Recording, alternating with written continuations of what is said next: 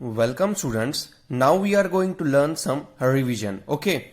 So diagonals of any quadrilateral. How to find the diagonal of any quadrilateral? Diagonal of a quadrilateral is equal to number of sides in it. Okay. For example, if we are asked to find the diagonal of rectangle, then how we can draw? We can say that there are 4 sides in rectangle. Okay. तो 4 sides हैं, तो इसका मतलब वहां पे diagonals कितने होंगे? Number of sides 4 diagonals होंगे. ठीक है, तो इसका मतलब देखिए ये इसके डायगोनल्स हो जाएंगे. तो ये देखिए ये डायगोनल्स हो गए 1 2 3 एंड 4 डायगोनल्स. वैसे ही अगर स्क्वायर कहा जाता है आपको स्क्वायर, तो देखिए स्क्वायर में भी 4 साइड्स होती है, तो 4 डायगोनल्स होंगे 1 2 3 एंड दिस 4. ओके. तो ऐसे ही जो भी अगर आपको क्वाड्रिलेटरल पूछा गया है, तो number of sides is equals to number of diagonals in that quadrilateral. Okay. Now what about line? What is a line? A segment with 2 end points is called as a line and it can be extended further. Okay. So now formula for perimeter of rectangle, square and triangle. So students, formula for perimeter of a rectangle is 2 into in bracket length plus breadth. Okay, this is length, this is breadth. तो formula क्या होता है rectangle का? Rectangle का perimeter कैसे find करते हैं? 2 into length plus breadth, इस फॉर्मूले से. Okay. Now perimeter of a square. Perimeter of square क्या होता है? 4 into side of square. For example आपको 3 दिया हुआ है साइड, तो 4 into 3 it will be its perimeter, that is 12 centimetre. Okay, अगर 3 दिया होता एग्जाम्पल के लिए. ठीक है. Perimeter of a triangle. Perimeter of a triangle, अब देखिए ट्रायंगल कौन सा है? ये इक्विलेटरल ट्रायंगल नहीं है, इसलिए हमने साइड को क्या किया है? ए प्लस बी प्लस सी, फर्स्ट साइड, सेकेंड साइड और थर्ड साइड. अगर ये इक्विलेटरल ट्रायंगल होता तो 3a आ जाता आपका, क्योंकि a plus a equilateral triangle में साइड्स इक्वल होती हैं. ठीक है, तो it would become 3a. But in different triangles means scalene triangles में देखिए क्या होता है? डिफरेंट साइड्स होती हैं, तो इसका मतलब क्या होगा उसका perimeter? First side, second side और थर्ड साइड का sum. Okay. Now formula for area of rectangle. Area of rectangle, अब देखिए एरिया क्या होता है? Area means area is the space occupied by an object. Okay, तो देखिए इतना स्पेस इस ऑब्जेक्ट ने ऑक्यूपाई किया है, तो इसका एरिया हो गया ये. Okay. And perimeter, perimeter is the length surrounded by the boundary. Okay, distance with its boundary. तो बाउंड्री के अलॉन्ग जो डिस्टेंस होता है, this is known as perimeter. So now area. Area देखिए, अब area of rectangle is length into breadth. देखिए this is a rectangle. Rectangle में ये हो गई इसकी लेंथ. ओके, ये हो गया इसके ब्रेड्थ. तो इन दोनों का जब हम मल्टीप्लाई करेंगे तो it would become a area.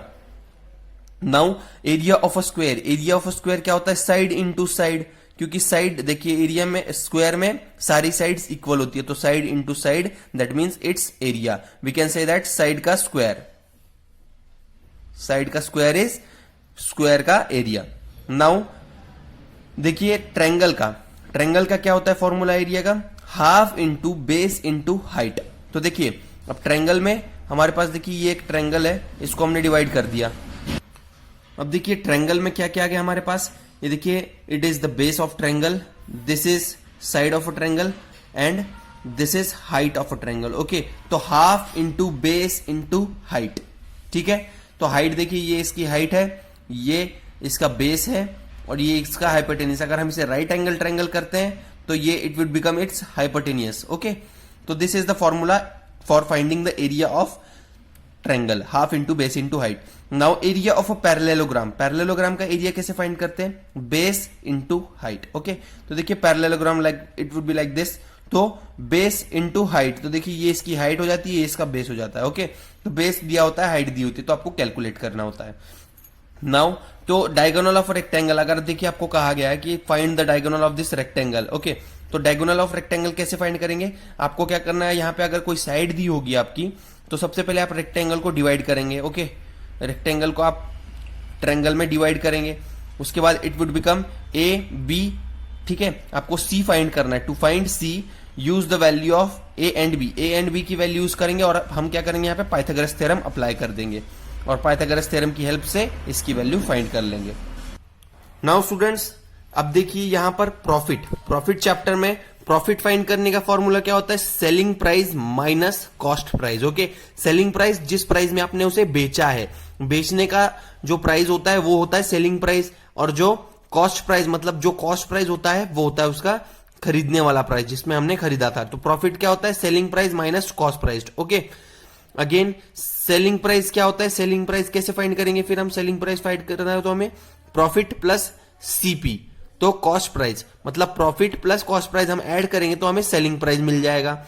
उसके बाद देखिए कॉस्ट प्राइस कैसे फाइंड करेंगे हम, सेलिंग प्राइस माइनस प्रॉफिट। ठीक है, तो कॉस्ट प्राइस क्या होगा, उसका हमने सेल जितने में किया और हमारा प्रॉफिट जो हुआ है, तो उसको हम अगर सेलिंग प्राइस से सब्ट्रैक्ट करते प्रॉफिट को तो हमको मिलेगा उसका कॉस्ट प्राइस।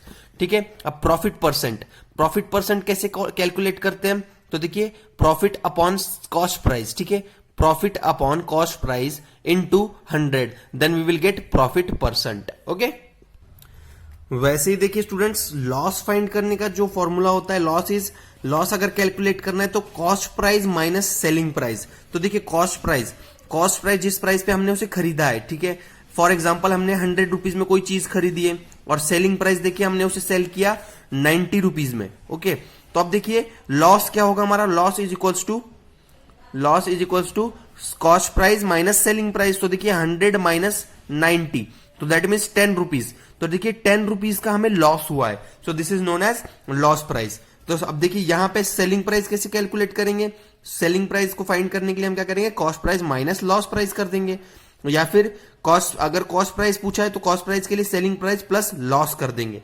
और लॉस परसेंट कैलकुलेट करने के लिए फॉर्मूला क्या होता है, लॉस अपॉन सीपी इंटू 100। तो आई होप यहां पे आपको ये पॉइंट क्लियर हो गए होंगे। ओके, यहां पे देखिए एक एग्जांपल है, Ravindra sold an old table, incurred a loss of 450। ठीक है, he has purchase the table for 3000 rupees, find the loss percent. Loss percent देखिए, loss on selling the table, selling करने टेबल सेल किया तो लॉस कितने का हुआ उसे, 450 रुपीज का। कॉस्ट प्राइस क्या था टेबल का, कॉस्ट प्राइस दिया हुआ है 3000 रुपीज। तो अब देखिए लॉस परसेंट कैसे कैलकुलेट करते हैं, loss upon cost price into 100। तो देखिए 450 अपॉन 3000, तो that will become 3 upon 20 into 100, that means 15। तो 15% का उसे लॉस हुआ है यहां पे। तो ऐसे कैलकुलेट करते हैं लॉस परसेंट या फिर profit percent. Okay, profit percent के लिए यहां पे दिया होता आपके पास लॉस ऑन, यहां पे दिया लॉस तो यहां दिया होता profit on. Okay, so students, now formula to calculate simple interest. Simple interest मतलब कितना हमने ज्यादा लिया। ओके, सिंपल इंटरेस्ट फाइंड करने का फॉर्मूला क्या होता है, so students now we are going to see about percent. Okay, percent में क्या होता है, परसेंट मतलब आपको पता है, percent means the ratio of 100। Okay, the ratio to the 100। ठीक है, अब इसे कहते हैं हम परसेंट मतलब पर 100। ओके, तो एक्सप्रेस 5/4 एज परसेंट। अब इसे एक्सप्रेस करने के लिए क्या करते हैं हम, 5/4 इंटू 100 कर देते हैं। ठीक है, अब 5/4 को परसेंट में एक्सप्रेस करना है हमें, तो इट वुड बिकम, देखिए 2 यहां पे हमारे पास आएगा 2 2s and it would become 250s। Okay, यहां पे 50s आया, फिर 2 1s एंड 2 25s। तो अब देखिए 5 इंटू 25 इट वुड बिकम 125। तो इसका मतलब 125%। Okay, now express 1.25 as percent. ठीक है, 1.25 को परसेंट में हमें एक्सप्रेस करना है। उसके बाद देखिए यहां पे क्या होगा, 1.25 इंटू 100। ठीक है, तो अब हमने क्या किया, इंटू 100 किया। अब यहां पे क्या किया हमने, ये देखिए 25 था ना, तो हमने ऐसे 100 से डिवाइड कर दिया, तो ये 125 हो गया। तो that means it would become, यहां से देखिए ये कैंसिल हो जाएगा, ये कैंसिल हो जाएगा, और ये सीधे आ जाएगा 125%। ठीक है, सो आई होप आपको ये क्लियर हो रहा होगा कि 1.25 इस डेसिमल नंबर को कैसे करना है हमें। अगर यहां पे हमारे पास होता 1.253 होता, तो अब 100 से करते तो ये क्या होता, अगर हम इसे 100 से डिवाइड करते तो ये होता 125.3 हो जाता ये। ठीक है, तो हमारा परसेंट क्या था, 125.3%। ठीक है स्टूडेंट्स, तो आई होप आपको ये क्लियर हो गया होगा। अब देखिए एक्सप्रेस 5/4 एज परसेंट। अब 5/4 को हमें एक्सप्रेस करना है, तो ये बात तो सेम सिमिलर इसके जैसे हो गई। ओके, तो ये देखिए ये सेम मेथड होती है। अब देखिए अब यहां पे क्या है, एक्सप्रेस 25% एज अ फ्रैक्शन। अब देखिए पहले हमने फ्रैक्शन को एज अ परसेंट एक्सप्रेस किया, परसेंट को एज अ फ्रैक्शन एक्सप्रेस करेंगे, तो 25% मतलब 25 अपॉन 100, तो डेट इज 1/4। अगर हमें कहते कि 40% को एक्सप्रेस करें तो क्या करते हैं आप, 40 अपॉन 100। ठीक है, अब देखिए 40 अपॉन 100 क्या हो जाता, 22 जा एंड 25 जा, इट वुड बिकम 2:5। ठीक है, ऐसा हो जाता है ये। नाउ अब देखिए यहां पे एक्सप्रेस 25% एज अ डेसिमल, तो 25% को डेसिमल में कैसे रिप्रेजेंट करेंगे, 25% का 25 अपॉन 100। ठीक है, तो अब देखिए ये क्या हो जाएगा, 1/4 हो जाएगा, 1/4। तो अब 1/4 को हम कैसे कर सकते हैं रिप्रेजेंट परसेंटेज में, सॉरी डेसिमल में, तो देखिए उसे हमने और फर्दर डेसिमल पॉइंट में ले लिया, क्योंकि यहां पे देखिए हम 0 लेंगे, पॉइंट लेंगे, तो ये हो जाएगा 10, तो 4 1 जा 4 2 जा, ठीक है, 0.2। फिर हमारे पास अब कितना रिमेनिंग है, 2 रिमेनिंग है, तो यहां पे फिर 0 आता, तो यहां पे 2 0 20 4 5 जा, तो दैट मीन्स 2.5 0.25। ओके, तो ये हमारा आंसर आ गया। एक्सप्रेस 25% एज अ रेशो, तो रेशो में देखिए कैसे रिप्रेजेंट किया, सिमिलर इसी वे में, बस हमने इसे 1:4 लिख दिया, तो it would become a ratio. अब देखिए स्टूडेंट्स, अब देखिए अगर आपको कहा गया है कि किसी क्लास में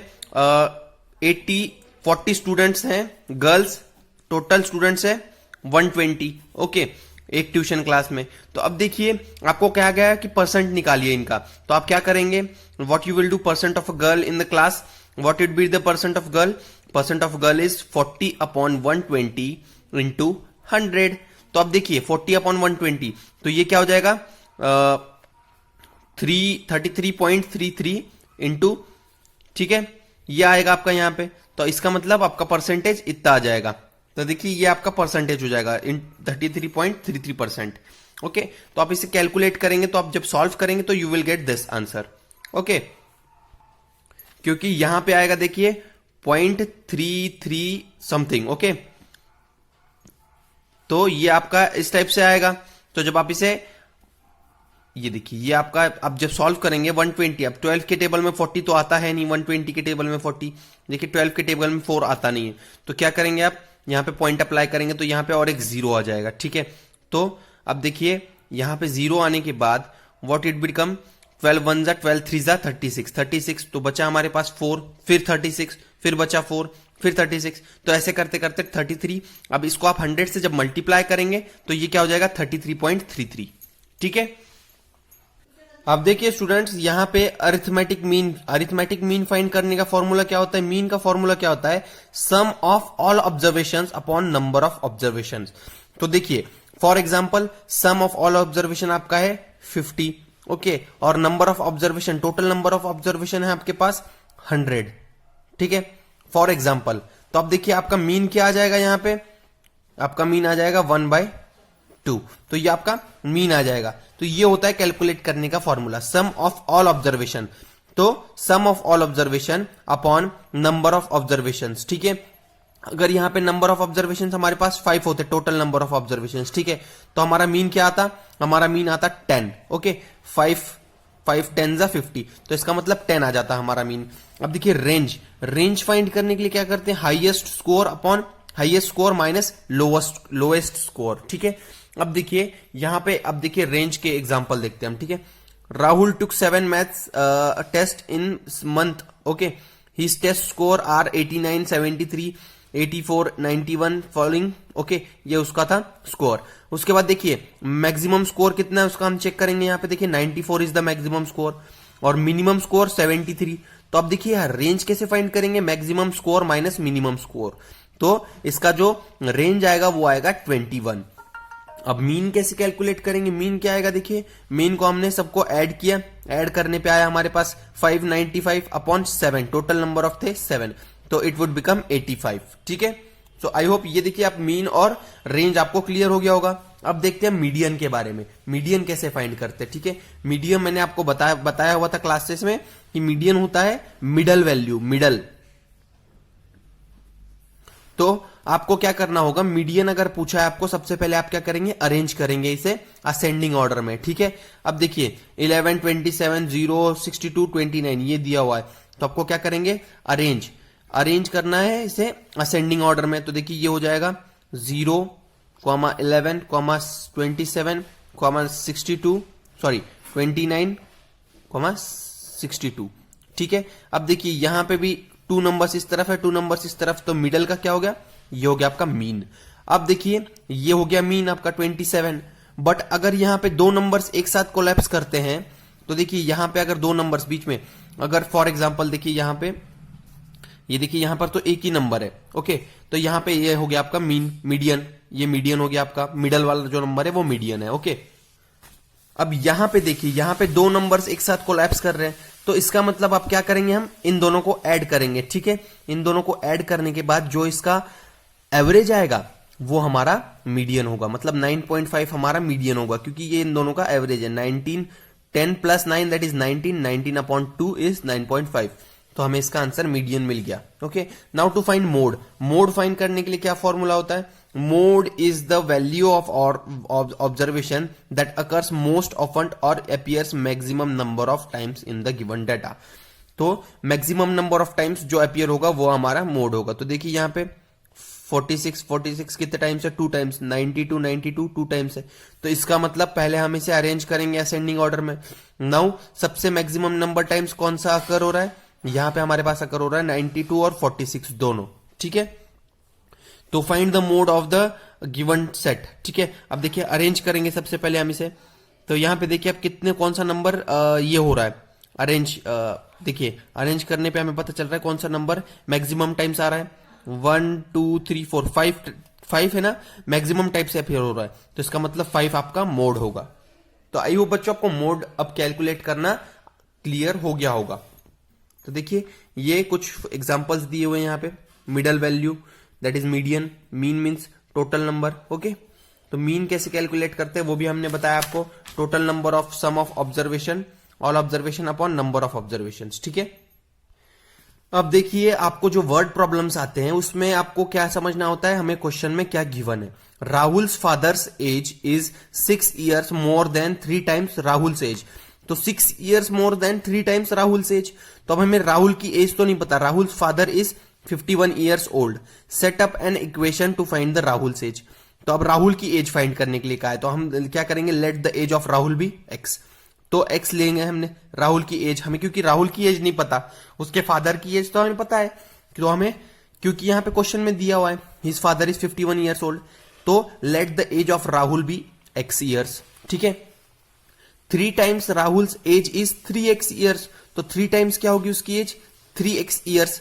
now Rahul's father age is 6 more than 3 times Rahul's age, तो 6 मोर, अब क्या होगा 6 मोर मतलब 6 प्लस 3x, तो देखिए 3x प्लस 6 लिख लो या फिर 6 प्लस 3x लिख लो आप उसको, ठीक है।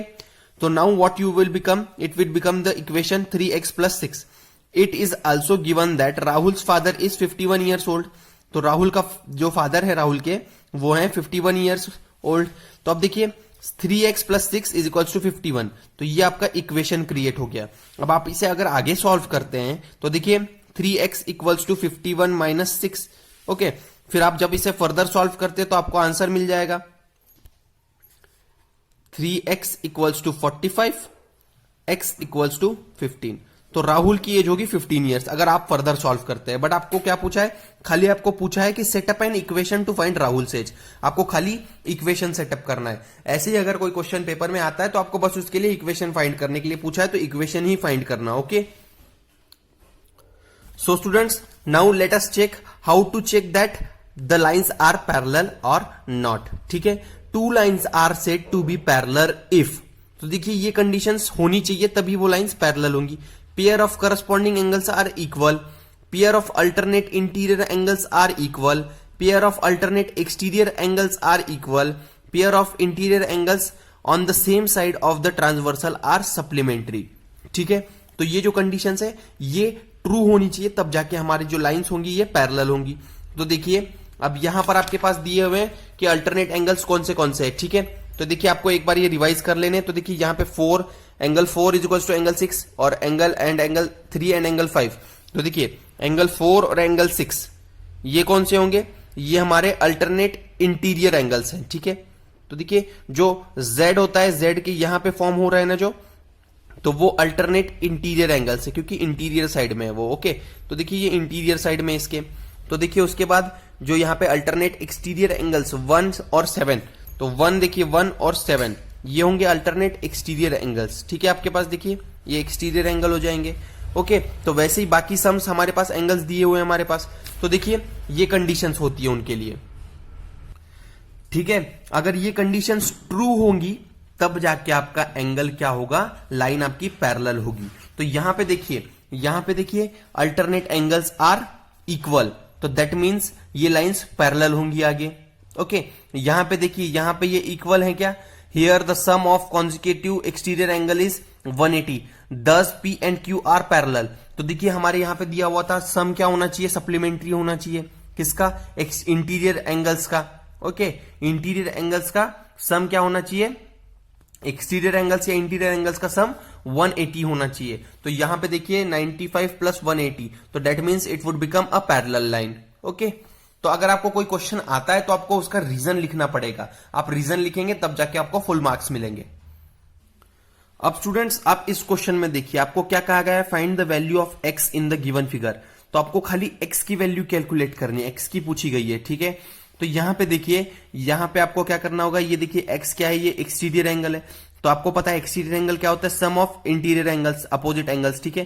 तो अब इसका सम क्या होगा, 50 प्लस 35 दैट इज 85। तो ये आपका एक्स की वैल्यू क्या आ जाएगी, 85, ठीक है। तो अब देखिए यहां पे आपको एक्स यहां दिया हुआ है, तो इसका मतलब सम ऑफ, देखिए आप सम ऑफ देखिए तो क्या होगा, 70 plus x is equals to 130 हो जाएगा। तो x क्या हो जाएगा, x is equals to 130 minus 70। तो x की वैल्यू क्या आ जाएगी आपकी, जो सॉल्व करेंगे तो x की वैल्यू आपकी यहां पे आ जाएगी, वो 60 आ जाएगी यहां पे, ठीक है।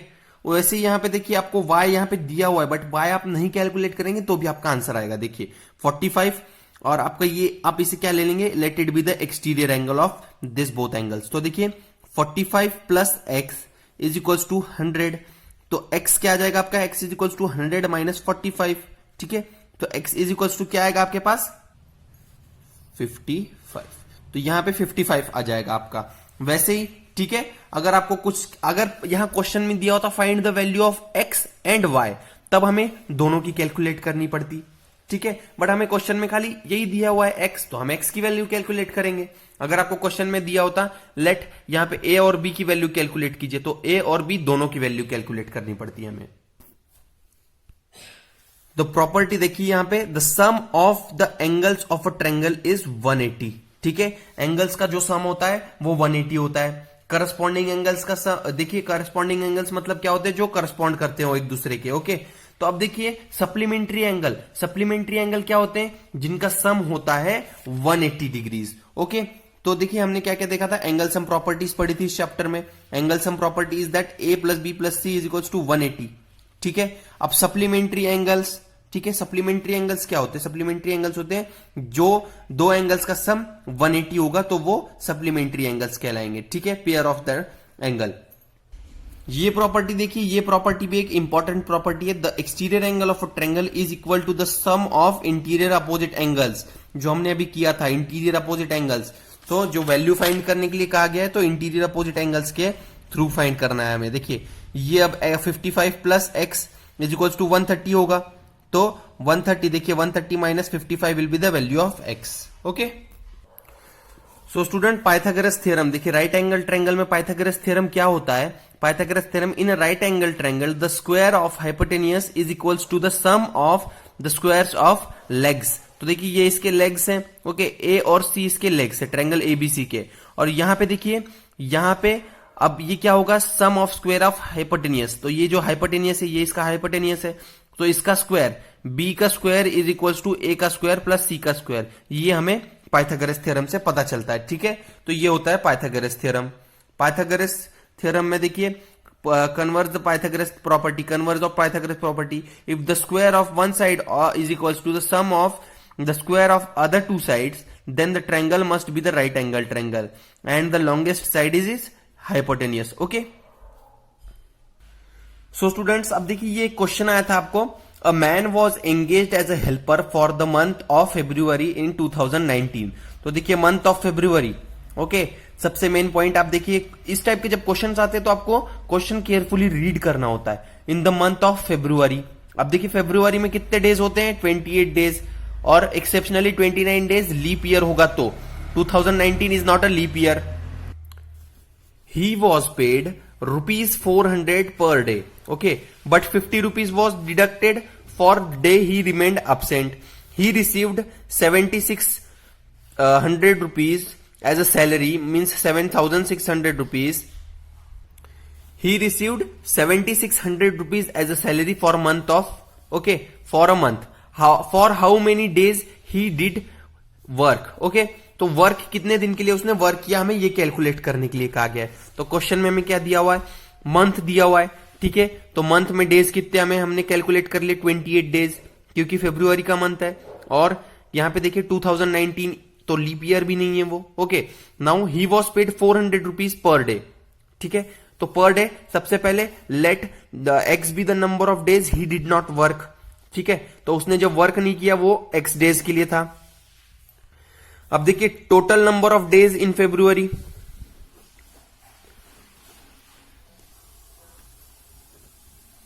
In Feb. ओके, फेब में 28 डेज होते हैं. ठीक है, तो अब देखिए स्टूडेंट्स, उसने कितने दिन वर्क नहीं किया हमें नहीं पता. तो देखिए total number of days he worked. ठीक है,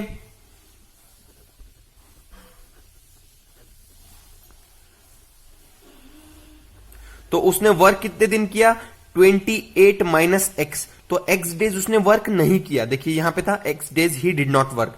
तो कितने दिन वर्क किया, 28 माइनस एक्स. ठीक है, तो ये देखिए 28 माइनस एक्स हो गया. अब उसके बाद देखिए, उसके बाद क्या आएगा हमारे पास. अब देखिए इतने दिन उसने वर्क नहीं किया. Now he was paid rupees this much for, okay, per day. Per day के लिए तो उसने वर्क कितने दिन किया, इतने दिन. तो देखिए उसको पे कितना करेंगे फिर. तो एक बार देख लीजिए, अब्सेंटी के लिए 50 रुपीज डिडक्ट होते थे उनके. ठीक है, तो अब देखिए, तो यहां पे क्या आएगा, अब 50 रुपीज फॉर वन डे. तो उन्होंने वर्क कितने दिन किया, नहीं किया, वो हमें नहीं पता. तो वो क्या हो जाएगा, -50 इंटू एक्स. ठीक है, तो ये -50x, that is number of days he did not work. Okay, he not work. ठीक है, तो अब इतने दिन उन्होंने, इतना उनका डिडक्ट हुआ अमाउंट. तो देखिए, अब देखिए, अब total number of days he work, तो वन डे का उनको मिलता था 400 रुपीज और उनका डिडक्ट होता था 50 रुपीज. तो देखिए आपका equation as per the condition,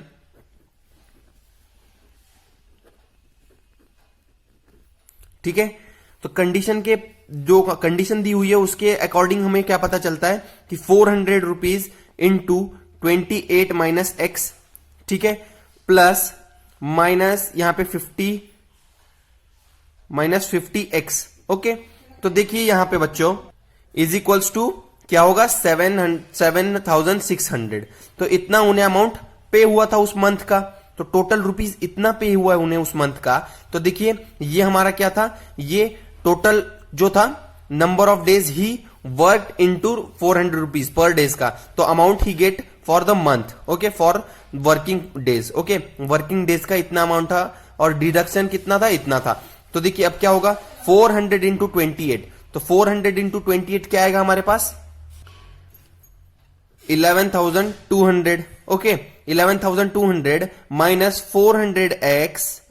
ठीक है, plus minus 50x is equals to 7600. Okay, 7600. अब देखिए, अब जब इसे सॉल्व करते हैं तो हमें क्या मिलेगा, देखिए 11200 माइनस, यहां पे माइनस माइनस प्लस हो जाएगा ये, और ये हो जाएगा माइनस, यहां पे देखिए ये हो जाएगा माइनस 450x. ओके, तो अब देखिए इज इक्वल्स टू 7600. ठीक है, अब देखिए स्टूडेंट्स क्या हो जाएगा, अब यहां पे आ जाएगा हमारे पास 1120. ठीक है, 0 minus 7600 is equals to 450x. 450 को हमने उधर शिफ्ट कर दिया तो ये पॉजिटिव हो जाएगा. ठीक है, तो जब हम इसे सॉल्व करेंगे तो हमें क्या आंसर मिलेगा, तो ये हो जाएगा 3600 इज इक्वल्स टू 450x. ठीक है, 450x. तो x की वैल्यू क्या आएगी, x इक्वल्स टू 8. तो 8 डेज उसने वर्क क्या किया है, 8 डेज उसने वर्क नहीं किया है, ये हमने नहीं किया है, उसका कैलकुलेट किया है. तो अब 28 माइनस एक्स, 28 माइनस एक्स, तो ये था हमारा total number of days he worked. तो 28 माइनस एक्स, तो एक्स की वैल्यू क्या आ गई हमारे पास, 28 माइनस 8, तो दैट मीन्स 20. तो देखिए आपका आंसर क्या आ गया, 20 डेज ही वर्कड। तो हमें क्या कैलकुलेट करना था, how many days did he work, तो ही वर्क फॉर 20 डेज। ठीक है, तो इसे ऐसे सॉल्व करना था। तो आई होप अब आपको क्लियर हो गया होगा कि इसे कैसे सॉल्व करना है। ठीक है बच्चों, तो ऐसे टाइप के क्वेश्चन में आप कंफ्यूज मत होइएगा। तो आप लोग अब अच्छे से रिवाइज कर लीजिएगा ताकि आपको पेपर में कोई प्रॉब्लम ना आए। ओके, सो आई होप आप लोग ये रिवाइज कर लेंगे बच्चों।